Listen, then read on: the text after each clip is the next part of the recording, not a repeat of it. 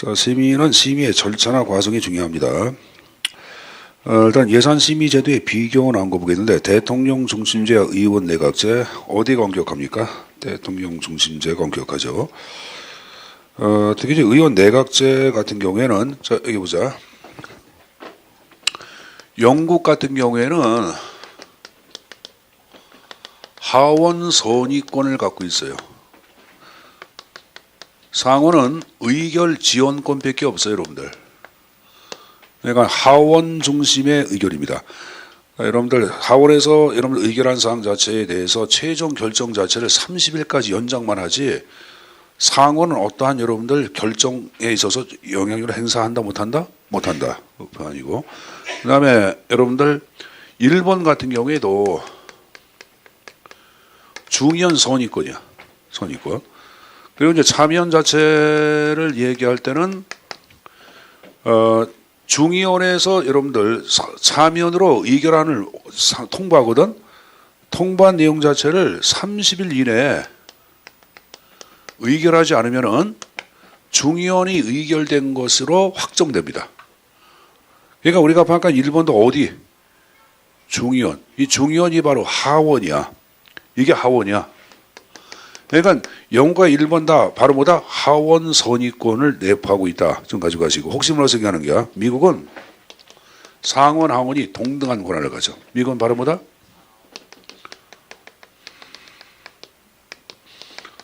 동등 권한. 동등 권한. 가끔 여러분들 미친 척하고 문제 이상하게 이런 사람도 있거든. 그러니까 이 정도 형태는 좀 가지고 가는 게 좀 안전할 거예요. 알았습니까?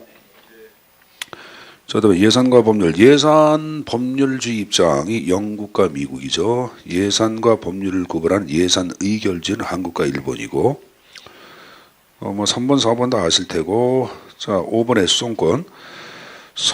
자, 이번에 적극적 수송권은 일본하고 미국인데, 특히 미국은 증액뿐만이 아니라 새로운 사업, 비목도 설치할 수가 있어요. 그만큼 가장 적극적인 것은 미국이고, 한국은 원칙적으로 폐지 상한권만 인정이 됩니다. 원칙이. 자, 심의 절차 해가지고 여러분들 5단계가 쭉 나오고 있습니다. 국정감사하고 시정연설하죠. 시정연설은 법적 구성력이 있다 없다? 없다. 그냥 내년도 예산 심의를 위한 참고 자료였으면 활용한다고 말씀드렸어요. 그다음에 상임위 예비심사, 예결위 종합심사, 본회의결인데 요 3번에 상임위원회 예비심사를 얘기할 때는 제가 확장지향, 사업지향의 성격이 강하다고 얘기 예산했어요. 했죠. 왜? 상임위원회별로 실질적으로 철의 삼각이 구성되어 있기 때문에 특정 기업을 이롭게 할 목적으로 확장지향, 사업지향의 성격이 강하다고 얘기했을 거예요. 그래서 요 상임위원회를 일명 선심위원회라고 비판을 하기도 한다. 뭐라고? 선심위원회. 상임을. 자, 그 다음에 네 번째 예산결산특별위원회 종합심사하러 왔는데 이 5단계 과정 가운데 가장 핵심적인 단계가 바로 종합심사를 얘기합니다. 종합심사. 여긴 여러분들 삭감제약이야. 바로 뭐다? 삭감제약, 재정제약이죠. 자, 그리고 이제 또 하나 정리할게. 예산결산특별위원회 같은 경우에는 여러분들 삭감을 할 때는 아무런 제약이 없어요. 근데 상임위원회에서 삭감한 세출 예산안을 증액할 때는 사전에 상임위원회의 허락을 받고야 합니다. 첫 번째 그 표현이에요.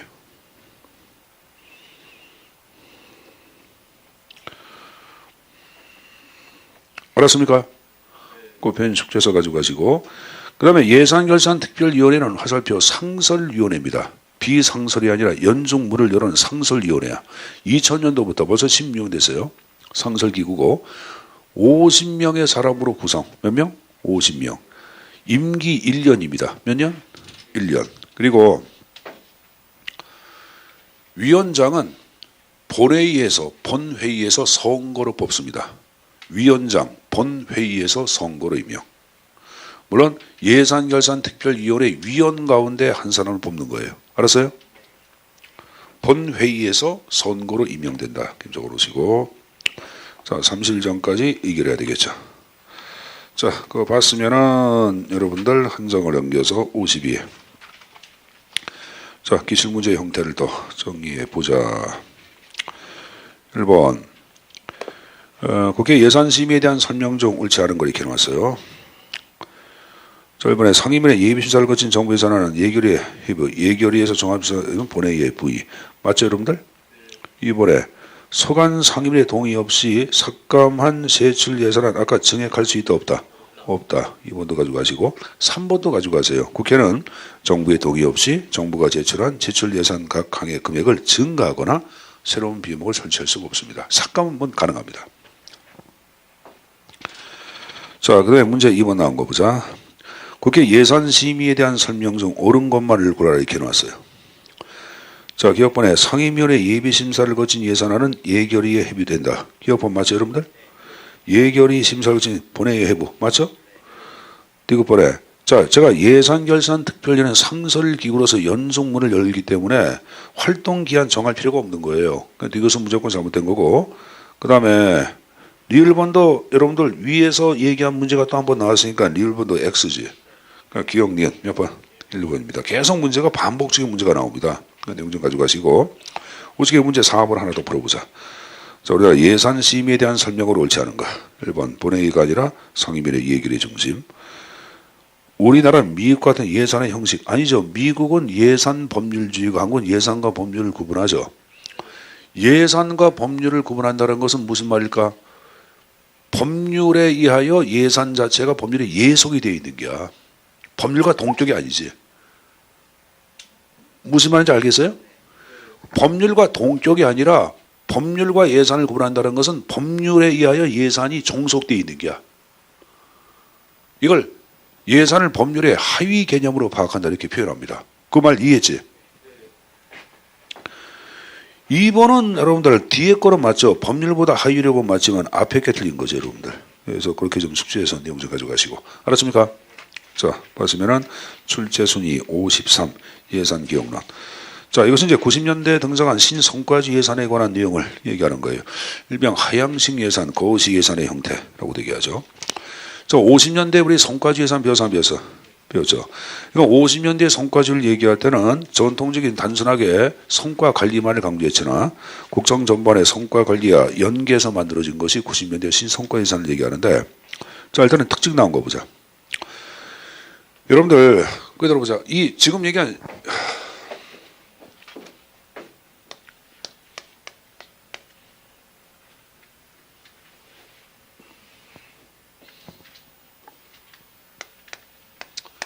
자, 90년대 신성과주의 예산 자체를 얘기할 때는 총액 목표는 집권이란 말이 있어.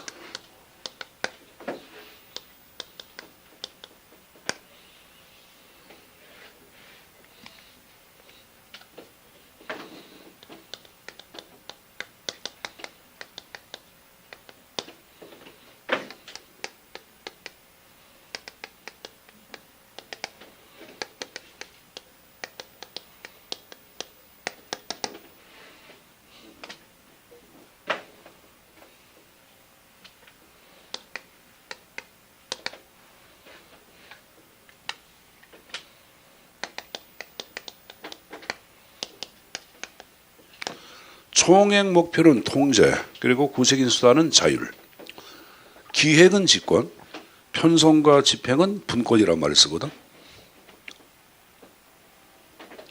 자, 여러분 예산제도의 발달사 생각해보자. 자, 자지 말고 얘기해보자. 자, 맨 앞에 LIBS, PBS, PPBS, ZBB.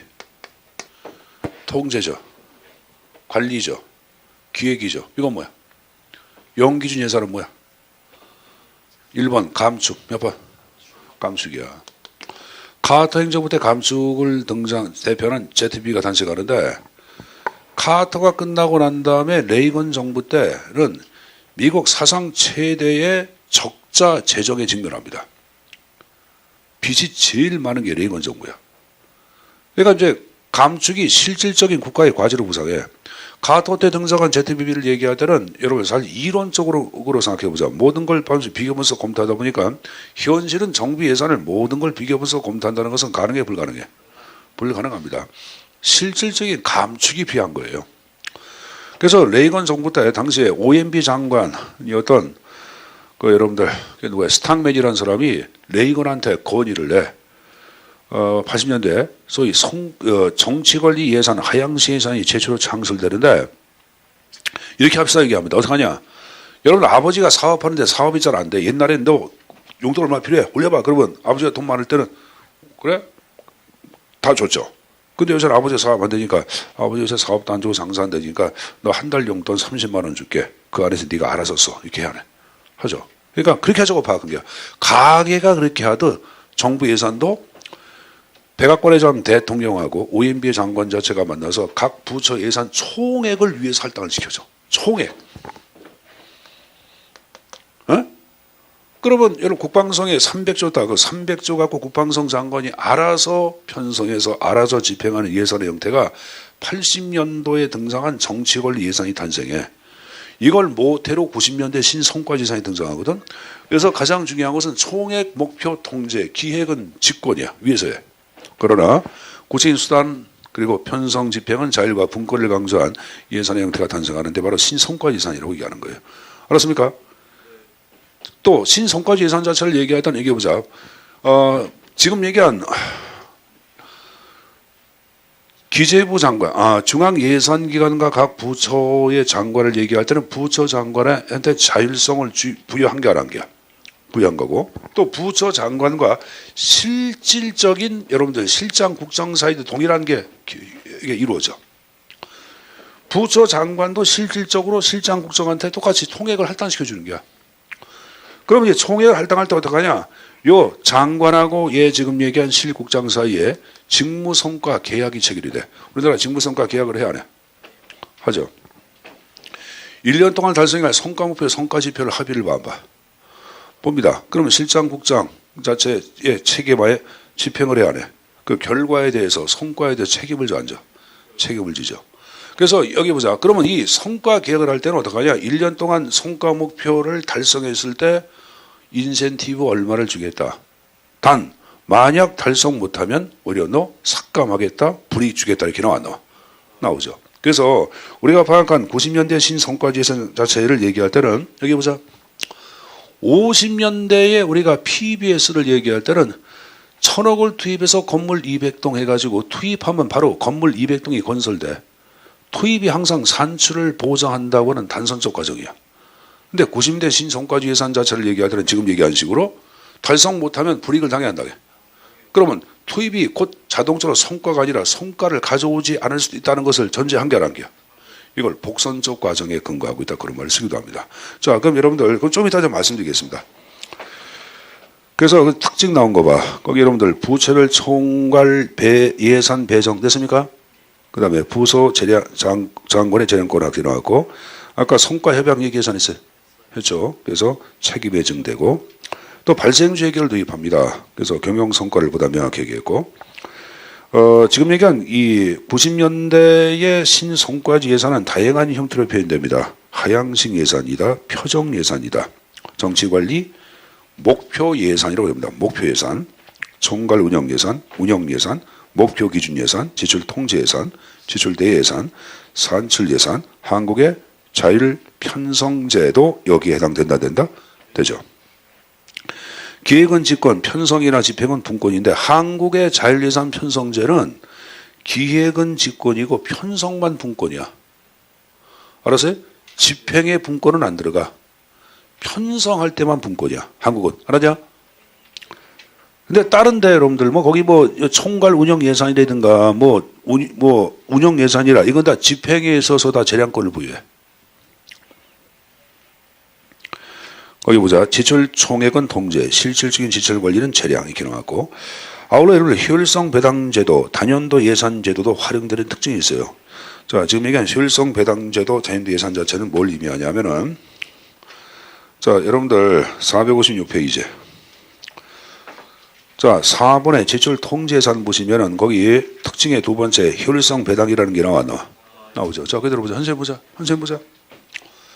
일반적으로 전통적 예산은 연도 말에 쓰지 않고 남은 금액이 있다. 만약에 남은 금액이 10조라고 가정해보자. 10조라는 금액은 이후 불문하고 내년도 국고로 귀속이 돼. 그리고 그 다음 연도 예산을 편성할 때 10조만큼 삭감을 당하는 게 관례야. 왜?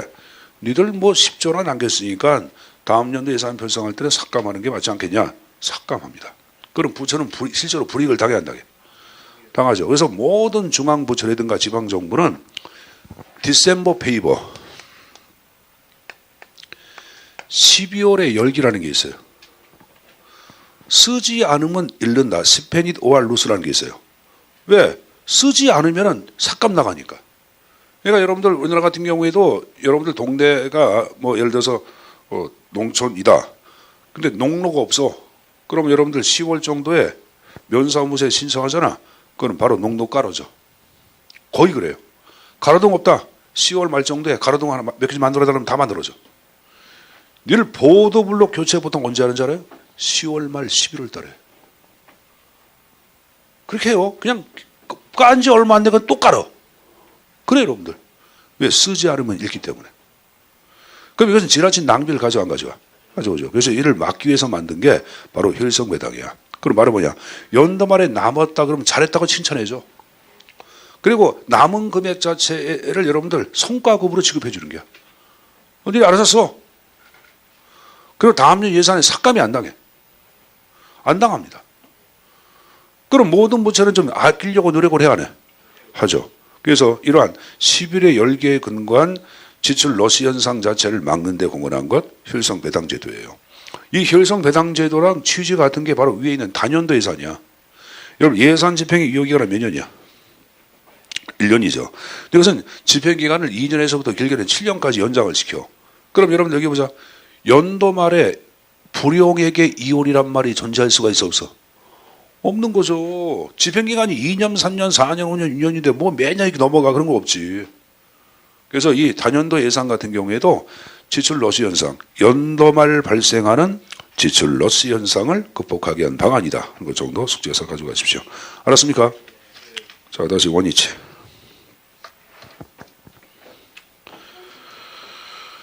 자, 그래서 거기에는 효율성 배당제도 단연도 예산 성과 중심 나왔고 뭐 명칭도 여러 가지 형태의 명칭이 있다고 말씀드렸습니다.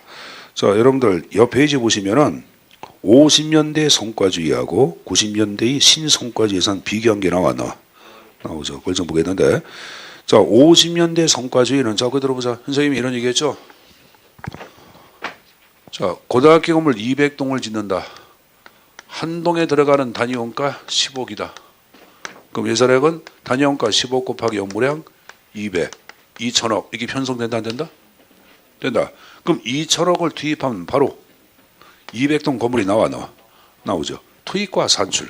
그래서 투입과 산출에 근거한 능률만을 강조한 게 50년대의 성과주의예요.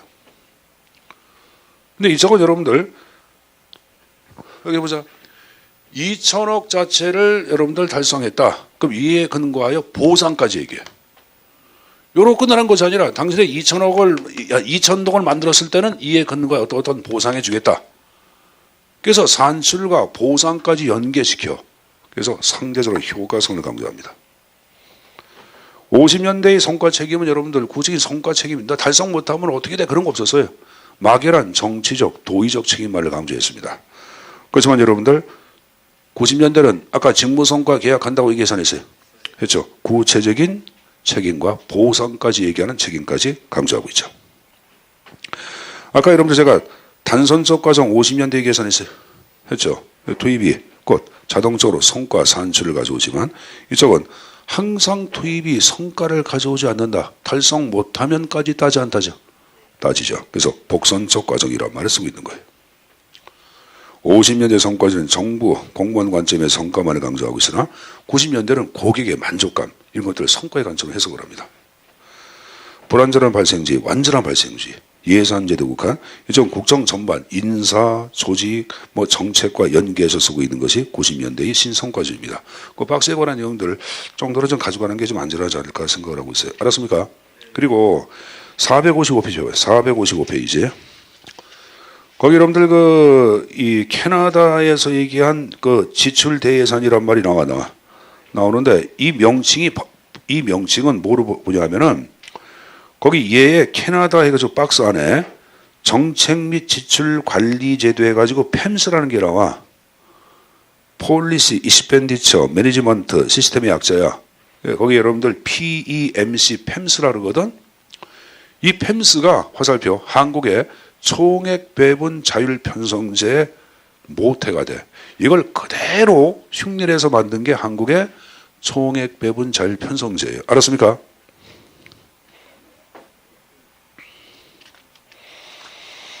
그렇게만 좀 정리해 두시고, 자, 문제 풀면서 내용을 한번 정리해 보자.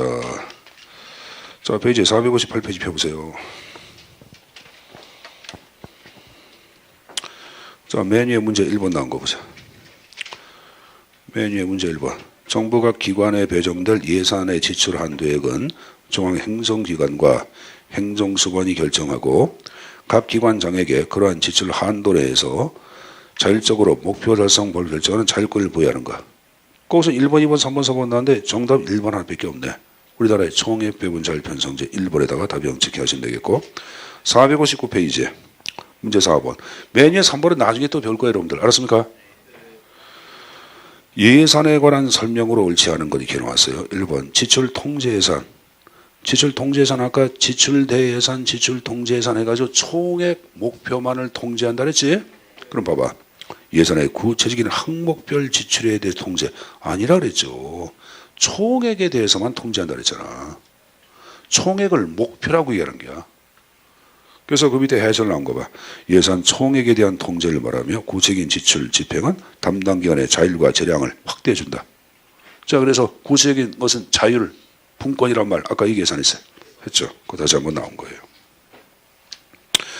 이번에 추가 경정 예산은 여러분들 본 예산과 다르게 일단 성립됐잖아. 그럼 성립되고 난 다음에는 그다음부터 다시 본 예산이 통합돼서 함께 운영이 돼. 이번 그 편이고. 아까 통합 예산에서 아까 얘기한 거 기억나? 융자 지출은 워낙은 채권이라 그랬잖아. 근데 이것은 여러분들 재정 수지에 적자로 파악을 해야 해. 지출로 파악하는 거 적자로 파악하는 거 아니야. 그거 얘기하는 거예요. 자, 한국은 2010년도부터 국가지정법에서 성인지 예산 제도를 명문화시켜 안 시켜? 시켜서 2010년도부터 국가지정법에 성인지 예산을 명문화시켜 놓고 있어요. 성인지 예산을 얘기할 때는 성인지, 자, 여기 보자. 정부 예산이 남에게 미치는 영향은 같을까 다를까? 다르다 함을 전제한 상태에서 여러분들 성중립이 아닌 성주류화 정책으로 등장한 예산. 성중립이 아닌 성주류화, 어느 성을 위주로 할 것인가 정책으로 등장한 예산의 유형. 자, 여기 현실 보자. 남성과 여성 가운데 한 달에 한 번씩 여러분들 월경하는 것은 여자야 남자야?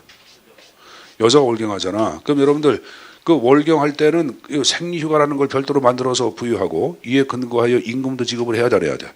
해야죠. 남성이 똑같이 해달라 그러면 돼, 안 돼? 똑같이 해달라 그러면 치질 걸리면 돼. 네. 자, 여기 보자. 여기 보세요. 그런 거 이제 똑같이 해달라는 게 성중립이야. 그게 아니라 남성과 여성 자체는 벌써 차이가 있어 없어. 그렇죠. 이럴 때는 여성을 우대하는 어떤 예산 편성이 필요하잖아. 필요한 거예요. 그래서 성중립이 아니라 어느 성을 더 주로 할 것인가 성주류화 정책이에요. 여기 보자. 남성과 여성 가운데 군대 갔다 온 친구는 누구야? 물론 여자 요새 가지만 남자 대부분 가잖아. 그리고 군대 갔다 온 사람들한테 호봉 인정해줘 안 해줘? 해주죠. 이것도 마찬가지예요, 여러분들. 이걸 여성들이 불만을 해서 하면 안 되겠죠. 왜? 국가를 위해서 희생하는 게 남성 자체가 아니냐. 이런 건 좀 호봉으로서 좀 인정해 줄 필요가 있다. 그것도 어떻게 보면 성주류화 정책이 들어가는 거예요. 성인지 예산. 알았습니까? 한국은 2010년도부터 성인지 예산을 편성해서 국회에 제출을 의무화시켜 놓고 있어요. 자, 넘겨서 보자. 자, 지방정부의 자치권에 관한 형태가 쭉 나오고 있습니다. 자, 일단은 자치권 자체에 관한 형태는 크게 여러분들 네 가지가 있죠. 일단은 자치 입법권이 있고, 옆 페이지 하단에 자치 조직권, 그 다음 페이지 행정권, 그리고 재정권 있어 없어? 있죠. 거기 첨삭 지도의 하단에 자치 외교권, 국방권, 사법권은 자치권 범죄에 들어가 안 들어가? 안 들어가죠, 여러분들. 이거 뭐 출제에 많이 나왔던 내용이고. 다시 460페이지. 자, 제일 먼저 나온 게 조례 재정권이라는 게 나오죠.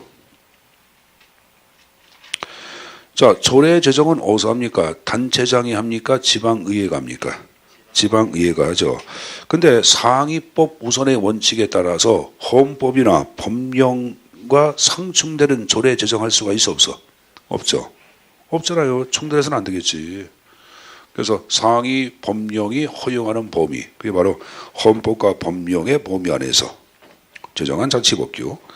그리고 성립하는 것은 단체장이 공포함으로써 성립이 이루어집니다. 알았습니까? 공포는 단체장이 하는 게 의회가 하는 게 아닙니다. 자, 그 다음에 이제 또 그러면 2번 보시면 여러분들 조례에 대해서는 여러분들 거기 두 번째 끝에 고유의 사무하고 단체임 사무 자체는 조례로 제정할 수가 있어요. 그런데 밑줄 기관임 사무 그리고 단체장 전속상이라는 게 있어요. 전속적인 단체장의 권리 이런 것들은 지금 얘기한 식으로 조례 제정 대상에서 제외가 된다 안 된다? 제외가 된다. 알았습니까? 자, 그리고 여러분들 3번도 중요합니다. 다만 주민의 권리, 제한, 의무 부과에 관한 사항이나 벌칙을 정할 때에는 뭐의 위임이 있어야 돼? 법률의 위임이 있어야 한다. 거기 벌칙이야 벌금이야? 벌칙이야 벌금은 형벌이라 형법으로 정하는 게야. 벌칙이야 뭐 과태료 그런 것들 알았냐? 행정부를 얘기하는 거예요. 그래서 거기 지방자치법 제27조에 지방자치단체는 조례를 위반하여 한 행위에 대하여 조례로서 1천만 원의 과태료를 정할 수 있다는 게 나오죠 여러분들. 자, 뭐 그 정도 봤으면 됐고 하단에 4번 나온 거 보자. 기초단체의 조례로 광역단체에 배정된 사무를 규정할 수도 없고 광역단체가 기초단체에 관한 조례를 지정할 수도 있다 없다? 없죠. 자, 우측 5번 별표.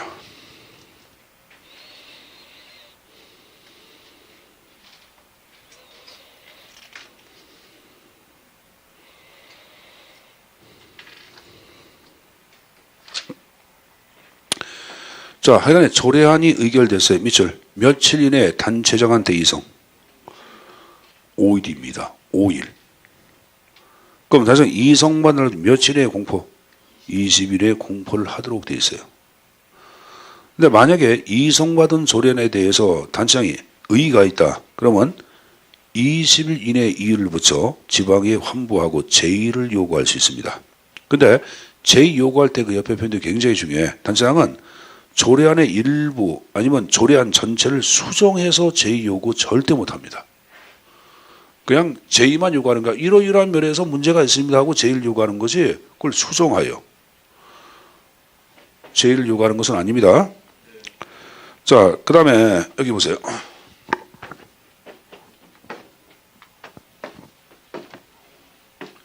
제가 수업 시간에 지방의회의 의결은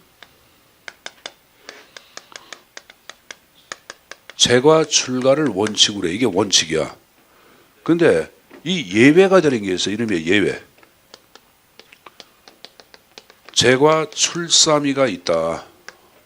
이거는 제의 요구에 대한 의결. 떠나 지방의회도 주민투표를 청구할 때 필요한 여러분들 의결수야. 정족수. 지방의회에서 주민투표를 청구할 때도 재과 출사미에 찬성이 있어야 돼. 알았습니까? 이거는 제적위원 과반수의 출석과 출석위원 3분지 이상의 찬성.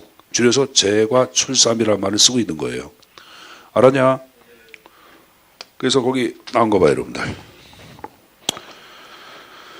제의 요구를 받은 조례안은 제적위원 과반 출석과 출석위원 3분지 이상의 찬성으로 확정된다 이렇게 나오죠.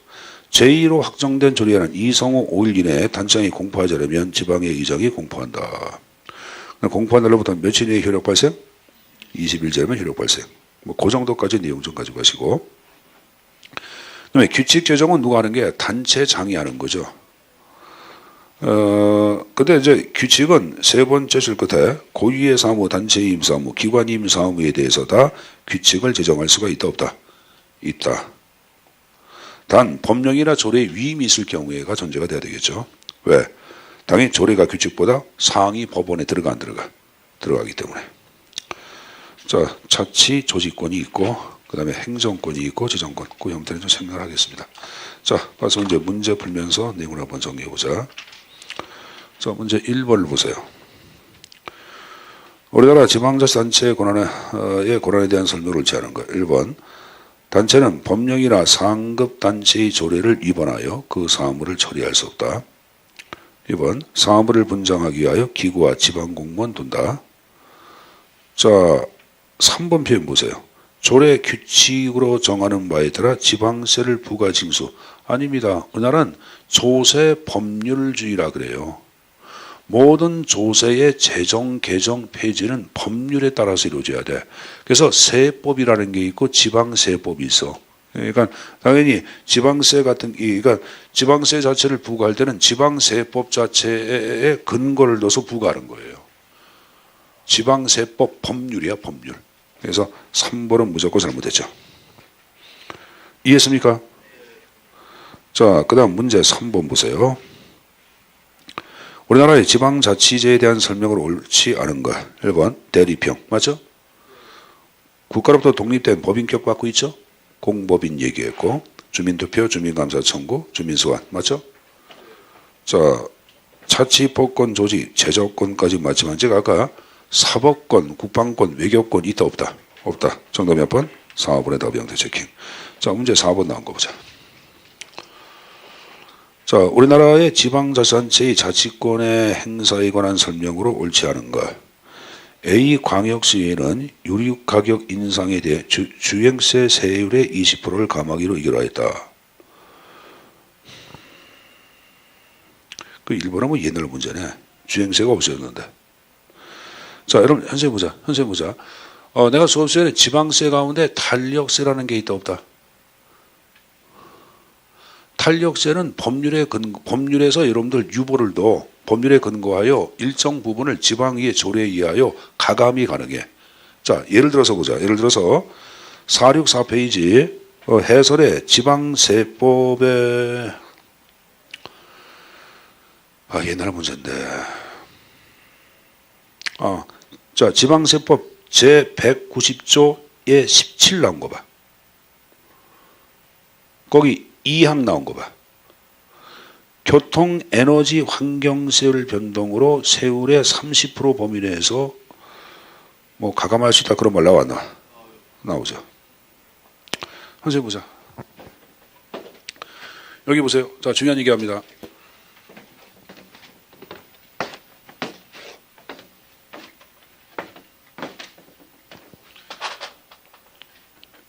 좀 여기 안 나왔지만 지방세 가운데 지방소비세, 탄력세 아니야. 자, 지방소비세, 탄력세도 아니다? 아니라 그랬어요. 지방소비세를 제외한 대부분의 조세는 탄력세야. 탄력세를 얘기할 때는 법률에 근거하여 여기 보자. 조례로 일정 부분을 가감할 수가 있는데 30% 감할 수 있는 경우가 있고 50% 감할 수 있는 경우가 있어. 자, 현재 보자. 근데 여러분들이 탄력세가 뭔지 알면 되니까 제한세 같은 경우에는 여러분들 50% 범위 내에서 가감이 가능해. 30%구나. 면합니다. 헷갈렸네. 30%. 몇 프로? 30%. 조례로. 그러니까 조례로 30%를 더 올릴 수도 있고 내릴 수도 있어. 이해했어요? 그러면 1번에 주행세 세율의 20%를 감하기로 의결하였다 이렇게 왔는데 과거의 주행세 같은 경우에는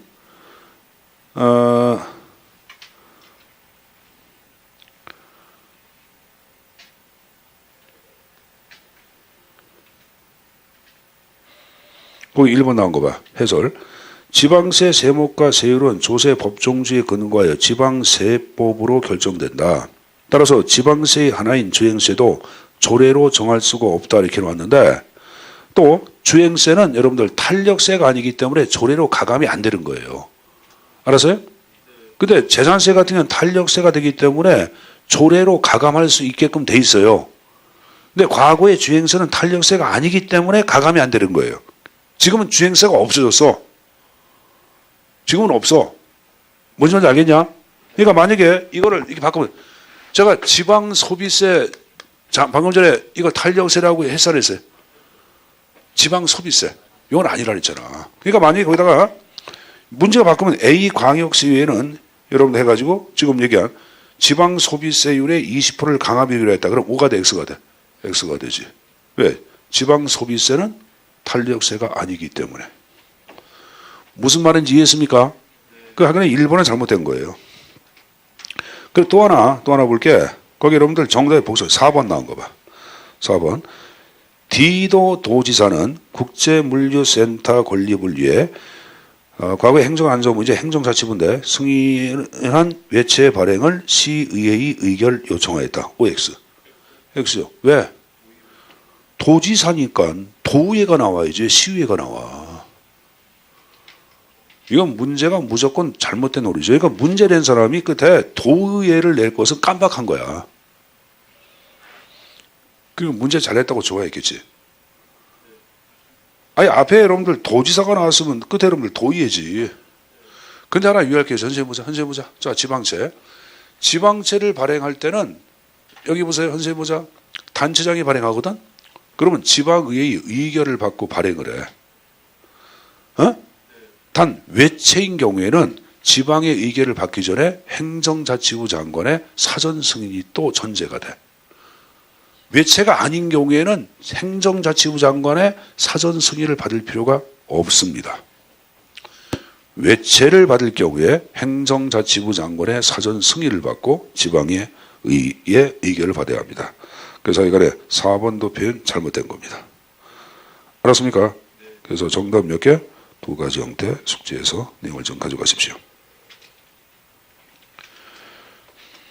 자, 그리고 여러분들 거기 하나 좀 바꿀 거 있는데 이것도 옛날 문제가 이게 거기 이제 464페이지에 문제 4번에 C 봐봐. 시자치구는 도시 미관을 개설할 목적으로 총액 인건비 범위 내에서 부서 정원을 조정하여 도시 디자인을 설진설에 대켜놓아 나오죠. 자, 현생 보자. 지방자치단체는 표준정원제는 뭐냐면은 중앙부처에 공무원 총정원제가 있어요. 총정원을 할당시키는 게야. 여기 이제 지방정부에서는 표준정원제란 말을 썼다가 2007년도에 총액 인건비 제도가 도입이 돼. 이게 폐지가 돼. 총액 인건비는 자, 이게 보세요. 창원시 같은 경우에 보세요. 창원시 예를 들어서 여러분들 창원시 인건비 총액을 할당시켜. 예를 들어서 여러분들 2조. 그럼 2조 범위 내에서 창원시 공무원의 인력의 수를 결정할 수 있어요. 알았습니까? 그러면 인력을 적게 하면 한 사람당 배당되는 보수는 높아져 낮아져? 높아지겠죠. 그래서 부서의 규모라든가 아니면 여러분들 조직이라든가 인원의 수 자체의 자율성 자체를 여러분들 확보해 주게 한 게 총액 인건비야. 근데 이 총액 인건비가 잘 들어라. 2014년도에 이게 폐지가 돼. 지방자치단체에서는 기준 인건비로 명칭이 바뀌어. 뭐로? 기준 인건비. 중앙은 총액 인건비란 말을 써. 지방은 뭘 쓴다? 기준 인건비.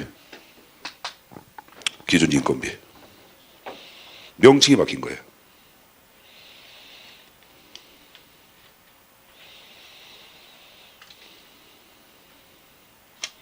좀 바꿔놓도록 하셔야 합니다.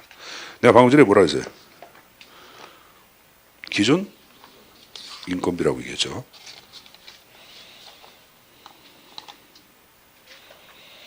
(687페이지) 봐. 687 건비배분의 자율성을 보유하고 그 결과에 대해서 책임을 지는 제도 이렇게 나왔죠. 이제 일단은 개념 이해했어요?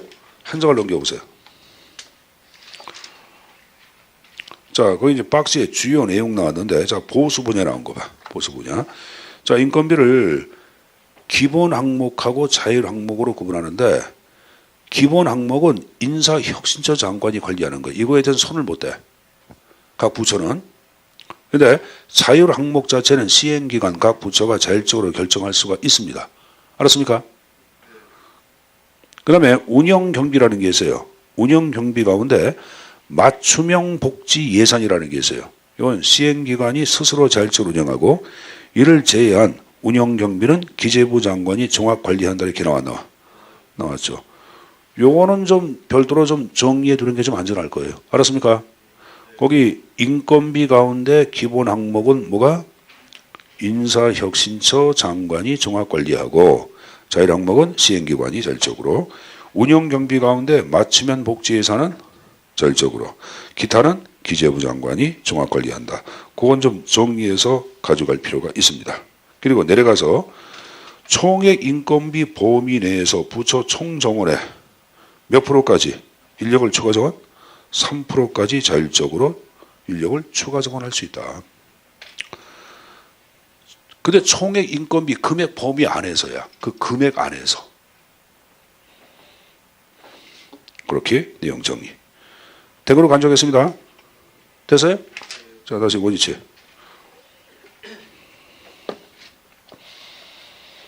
자, 이해한 거로 간주하겠습니다. 그래서 지금 제가 이제 자식권에 관한 얘기하면서 좀 옆으로 세워 나온 것까지 다 얘기했는데 그 세워 나온 내용까지도 좀 가져가는 게 안전하고. 자, 그거 들어보자. 제가 방금 전에 지방자치단체에서 쓰는 용어로 뭐라 그랬죠?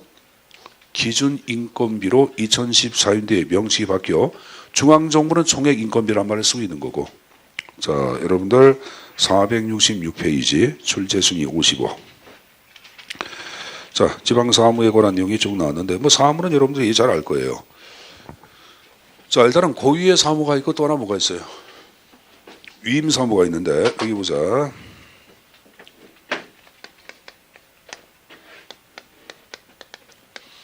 근데 위임의 대상이 누구냐? 단체냐? 지방자치단체? 기관이냐? 기관은 집행기관이야. 이걸 단체 임사무, 이걸 기관 임사무라고 얘기하는 거야. 알았습니까? 그럼 상대의 단체 임사무 자체를 얘기할 때는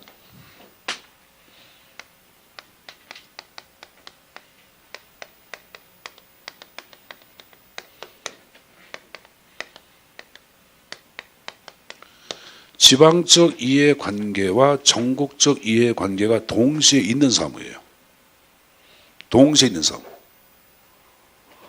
자, 그리고 단체를 얘기할 때는 여기서는 집행기관뿐만이 아니라 의결기관도 포함돼. 그걸 다 위임해서. 그럼 이 말은 지방의회도 관여한다란다. 지방의회도 관여가 가능한 사무가 바로 단체 임사무예요. 근데 기관 임사무 자체를 얘기할 때는 이거는 지방적 이해관계가 없고 전국적 이해관계만 있는 사무가 기관 임사무야. 이건 전형적인 국가사무지. 요거는 국가사무이긴 하나 지방적 이해관계도 있는 사무고. 알았어요? 이건 누구한테 위임해? 집행기관한테만 위임하는 게야. 그럼 이 말은 지방의회는 원칙적으로 관여할 수가 있다 없다? 관여할 수가 없는 것 기관 임사무예요, 여러분들. 알았습니까? 정치 국가사무야. 그러면 이게 전형적인 국가사무가 되기 때문에 여기 보자. 국가가 감독할 때는 이게 가장 적극적이고 엄격한 감독이 이루어져 안 이루어져? 이루어지죠. 그럼 물어보자. 사후만 감독하는 것, 사전도 감독하는 것 어느 게 엄격해? 사전까지 감독하는 게 엄격한 거죠. 그래서 적극적, 사전적, 예방적 국가의 감독이 존재하는 것은 기관, 이 임사무예요. 알았습니까? 그래서 박스 보세요. 자, 박스의 맨 밑에 466페이지 감독. 고유의 사무를 얘기할 때는 국가의 감독이 소극적 감독이에요. 합법성만을 감독하는 것이 소극적 감독이고 교정적 감독은 사후적 감독을 의미합니다. 뭘 의미한다? 사후적 감독. 근데 단체 임사무 자체를 얘기할 때는 여러분들 고유의 사무의 감독에다가 한목적성 그리고 공익적으로 놓으세요. 공익과 일치하는지 공익을 제외하는지 이게 한목적성이에요. 알았냐? 근데 기관임사무 자체는 천면적 지휘 감독권을 행사한다. 그래서 단체임사무의 감독에다 예방적 감독까지 가능한 게 기관임사무에 들어간다라고 보시면 됩니다. 됐습니까? 자, 그리고 위에 내용 보시면은 고유의 사무 내용 다 읽기 힘들잖아. 어? 근데 거기 이제 주민등록상 맨 밑에 밑줄. 그리고 이제 중간에 무슨 전염병 예방과 방역관리란 말 나와 너. 그럼 여기 보자. 한식 보자. 요새 AI 여러분들 조류독감 같은 경우에 확산을 막기 위해서 여러분들 요새 방역관리 그런 거 해야 하네. 하죠. 그러면 그 고유의 사무다 OX. 온데 이걸 단체임 사무로 보는 견해도 있어요. 그걸 뭐로 보기도 한다? 단체임 사무로 보는 견해도 있어요. 행정법을 배울 때는 단체임 사무로 보고 보는 분들이 계셔요. 행정법. 그런데 우리가 배우는 것은 행정법의 행정학이야. 행정학이기 때문에 그냥 그걸 고유의 사무로 보는 게 여러분들 행정에선 맞아요. 여러분들. 알았냐? 그러니까 행정법 공부하시는 분들은 행정법 선생님한테 여쭤봐. 그리고 그분이 얘기하는 대로 행정법은 답 체킹하면 되는 거예요. 그래서 우리 보통 여러분들 그 뭐 교수실에 앉아 있으면 선생들끼리 막 다퉈. 그게 뭐 행정법 선생, 행사 선생이 어느냐 막 그러는데 그거 싸울 필요도 없어요. 니는 니고 나는 나다 그러고 말이거든. 그 표현이고 거기 이제 단체임 사무에 보시면 조세, 공과금, 징수, 임사무, 하천, 유지, 국도, 지방도로가 있고 국도 있죠. 국도 유지, 보선 사무, 보건소 설치, 생활보호 사무. 하나만 더 재해 구호 사무.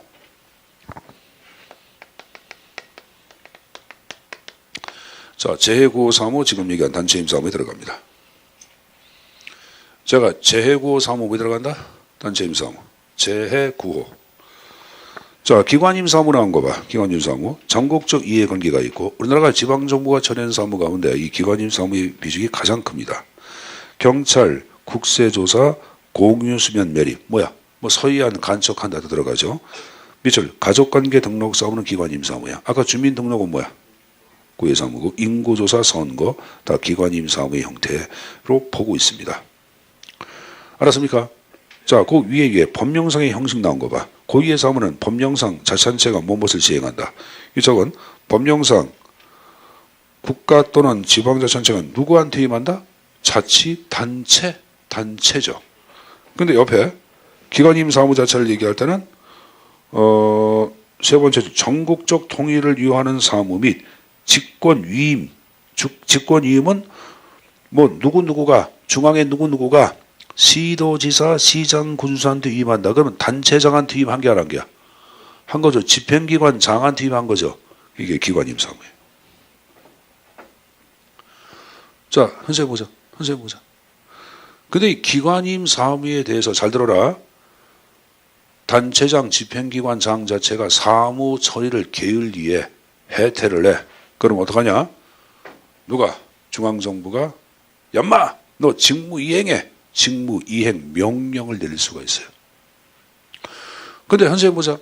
근데 단체장 입장에서 볼 때 중앙정부가 내린 직무이행 명령 자체가 법령에 위반된다고 판단될 경우에는 대법원에 제소를 해가지고 직무이행 명령 정지 처분을 신청할 수가 있습니다. 거기 하단에 보자. 기관임 사무 하단에 중앙정부 이행명령 가능하다. 위법 부당한 경우에 법원의 판결로 명령 처분의 취소 정지 가능하다. 그런 말 나왔나? 나왔죠, 여러분들. 됐습니까? 자, 우측에 지방의 관여 가능 나왔고 기관임 사무 자체를 얘기할 때는 아까 얘기한 집행기관 정권에 속한다고 얘기했고 원칙적으로 지방에 관여할 수 없다고 얘기해서 했어요. 했죠. 단 사무 처리에 있어서 지방정부가 경비 부담을 해야 한다 할 경우에는 지방의 의결을 허락을 받고 해야 합니다. 그냥 그 밑에 99년 대법원 판례에서 지방자치단체가 기관임 사무에 관하여 조례를 제정할 수 있다 없다? 없다고 함. 단 개별 법령에서 위임 있는 경우 그렇지 아니하다. 됐습니까? 자, 이제 한 장을 넘겨서 문제를 좀 풀어보자. 자, 문제 1번 나오고 좀 보겠습니다.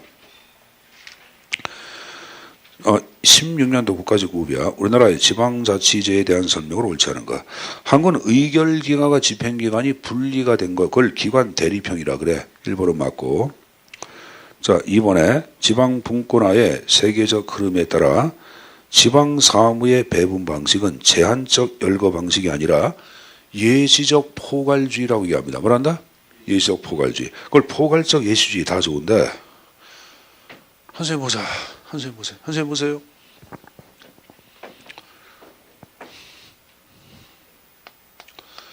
사무 배분 자체를 얘기할 때는 개별적 지정주의라는 게 있어. 개별적 지정주의는 여기 보자. 국가사무, 광역 기초가 있다. 광역 특별시가 있고 도가 있고 광역시가 있어 없어?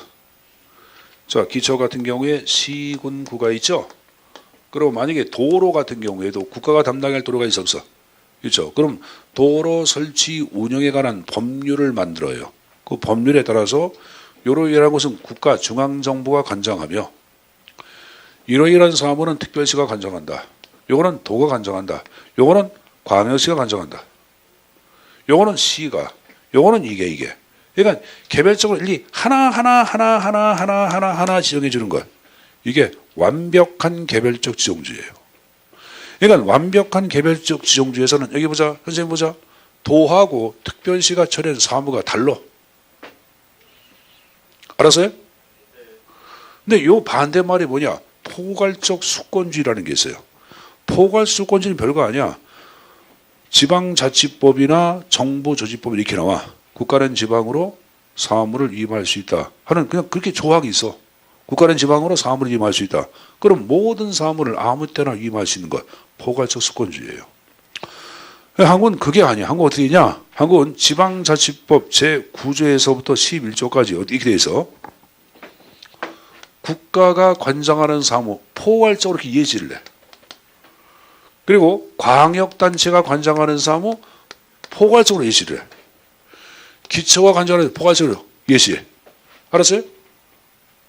이거는 그러면 포괄적 예시, 아까 얘기한 포괄적 수권주의도 아니고 개별적 지정주의도 아니고 그래 안 그래? 그냥 광역단체 기초가 이러이러한 사무를 수행할 수 있다. 이게 예시로 끝나는 거예요. 한글에서 포괄적 예시주의란 말을 써. 이게 이해가 안 가면 외워요. 방법 없어요. 외워야지. 3번에 자치 결정정책을 현재 제주특별자치도에만 실시하고 있다. 그 표현 맞고. 4번에 특별지방행정기관 중앙행정기관이 소관사무를 집행하기 위해 설치한 지방행정기관이며 맞아요. 세무서, 출입국 관리사무소는 특별지방행정기관. 그 표현 맞아요. 여러분들. 알았습니까? 특별지방행정기관이란 말을 쓰는데 이걸 특별일선기관이라고 얘기해요. 자, 근데 여기 보자. 여러분, 특별지방행정기관에 근무하는 사람은 국가공무원이야. 그러니까 이 특별지방행정기관은 지방자치단체가 아니에요. 국가의 하급행정관청이야. 특별한 업무를 수행하기 위해 봐봐. 특별한 업무를 수행하기에 지방에 설치한 하급행정관청이야. 그러니까 지방국세청 들어가. 여러분들 지방국세청, 국세청 그러면 여러분들 중앙행정기관 아니야? 근데 경남지방국세청 창원에 있어 없어? 있잖아. 이게 지금 얘기한 특별지방행정기관이야. 이걸 중간 일선기관이라 그래. 지금 얘기한 거를. 그럼 그 밑에 각 지방 세무서 있어 없어? 있죠. 이거를 최일선기관이라 그래. 둘 다 묶어서 특별지방행정기관이야. 알았냐? 그래서 그 표현을 만든 거고. 자, 뭐 4번은 또 뒤에서 또 문제를 좀 보도록 하겠습니다. 그래서 지금 얘기한 그 50원 기출문제에 관한 형태들 좀 숙제해서 내용 좀 가져가시고 문제 2번도 보자. 2번이 중요한 문제도 빼놨네. 2번 나온 거 보자. 아, 3번 문제 안 풀어봤나? 지금 여태가 뭐 얘기한 거지? 1번 여태 푼 거야? 아, 그럼 2번. 우리나라 지방자치단체 사무구물에 대한 설명 그런 거. 자치사무와 단체임사무, 자치단체가 잔액 경비를 부담하며 기관 임사무. 제가 단체임사무 자체를 얘기할 땐 여러분 원칙적으로 여러분 여기 보자. 국가가 전액 또는 일부를 부담한다 한다. 그 부담금 기억났나? 기억나죠? 기관 임사무는 전액 국가가 부담하고. 그러니까 일부로 무조건 잘못된 거지. 이번에 단체임사무는 법령에 의하여 하급 자치단체 장한테 임된 것은 단체임사무야, 기관임사무야. 기관임사무죠. X가 되고. 기관임사, 그러니까 2번은 단체하고 기관임사무가 바뀌어서 안 바뀌었어? 바뀌었죠, 여러분들. 3번에 자치사무가 고유의 사무야. 단체임사무의 처리를 위해 조례를 제정하는 것이 가능한데 기관임사무는 원칙적으로 조례 제정 대상 아니다. 3번 맞네요, 여러분들. 자, 4번. 자, 단체임사무도 지방의회 관여사항에 들어가 안 들어가? 들어가죠. 그러니까 4번은 자치사무와 단체임사무는 이렇게 바꿔놔야 되겠죠. 뒤에는 단체 임사무 빼버리고 기관 임사무 하나만 나오면 뭔 맞는 말이고. 됐습니까? 자, 문제 3번. 기관 임사무에 대한 설명으로 옳지 않은 것. 1번 법령에 의해 국가 또는 상급단체로부터 지방단체장에게 위임된 사무. 2번 국가와 지방단체 사이에 행정적 책임 소재를 명확하게 한다. 그 다음에 3번에 지방자치단체를 국가의 하급기관으로 전락시키는 요인을 작용할 수 있다. 4번에 전국적으로 획일적 행정을 강조함으로써 지방적 특성이 희생되기도 한다. 정답은 여러분 몇 번이에요? 2번이죠. 국가사무를 지방에 대신 처리하다 보니까 서로 책임을 전가할 위험성도 있어 없어? 있는 거예요, 여러분들. 그러니까 기관임 사무는 책임 소재를 불명확히 한 단점이 있다. 이게 맞는 거예요. 3번, 4번은 맞죠. 왜? 우리가 기관임 사무는 여러분들 아까 전국에 걸쳐서 영향을 미치는 사무라고 얘기 잘했어요. 하다 보니까 지역의 특성이 고려가 안 돼. 그냥 획일적으로 실시할 수밖에 없는 거예요. 그래서 당연히 지방적 특성이 희생되기도 한다. 그 표현은 맞는 거예요, 여러분들. 알았습니까?